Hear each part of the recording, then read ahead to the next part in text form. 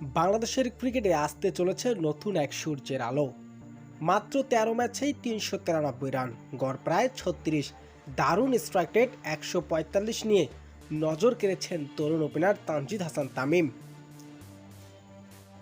Bat হাতে তার বিধ্বংসী রূপে ঝড় উঠেছেন একের পর এক ম্যাচে।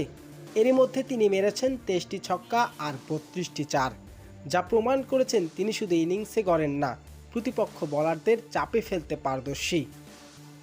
বাংলাদেশের ক্রিকেট ভক্তদের কাছে তিনি হয়ে উঠেছেন জুনিয়র তামিম।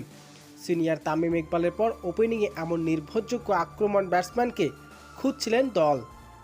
তার পারফরমেন্স ইঙ্গিত দিচ্ছেন আগামী দিনের বাংলাদেশের ক্রিকেট আক্রমণকে সামনের সারিতে থাকবেন তরুণ এই ব্যাটসম্যান।